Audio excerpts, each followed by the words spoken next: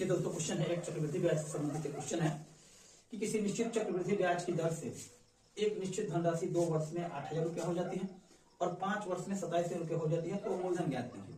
तो मूलधन क्या है? तो मूलधन हम यदि पी मान लेते हैं कि मूलधन यदि पी है तो 2 वर्षों में 8,000 हो जाता है। यह धन 2 वर्ष में 8,000 रुपया हो जाता है, 8,000 हो जाता है और 5 वर्षों में 27,000 हो जाता है। यहीं से 5 वर्षों में 27,000 हो जाता है यह मूलधन।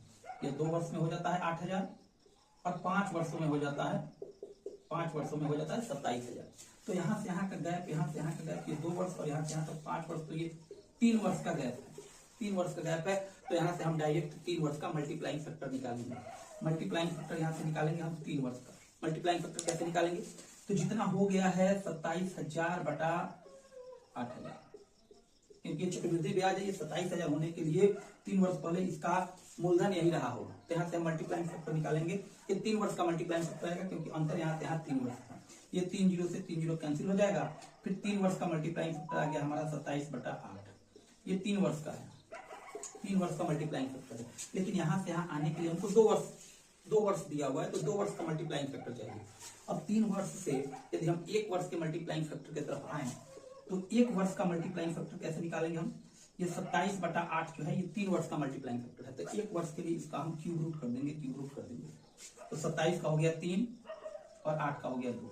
3 बटा 2 ये 1 वर्ष का मल्टीप्लाइंग फैक्टर आया, 1 वर्ष का मल्टीप्लाइंग फैक्टर। लेकिन यहाँ से यहाँ के लिए 2 वर्ष, तो 1 से 2 वर्ष का मल्टीप्लाइंग फैक्टर में जाने के लिए 2 वर्ष का मल्टीप्लाइंग फैक्टर हो जाएगा आपका ये 3 बटा 2 का स्क्वायर कर देंगे, यानी कि 9 बटा 4। ये हमारा मल्टीप्लाइंग फैक्टर आ गया। इसका मतलब कि जो भी हमारा मूलधन था, हमारा मूलधन यदि P था तो इसमें 9 बटा 4 का गुना हुआ होगा, तब ये 8,000 हुआ होगा। तो ये 8,000 हुआ होगा। अब यहाँ से ये कटेगा तो नहीं, तो ये 4 से इधर हम गुना कर देंगे, तो P बराबर हो गया 8 चौका 32,000 डिवाइडेड बाई 9।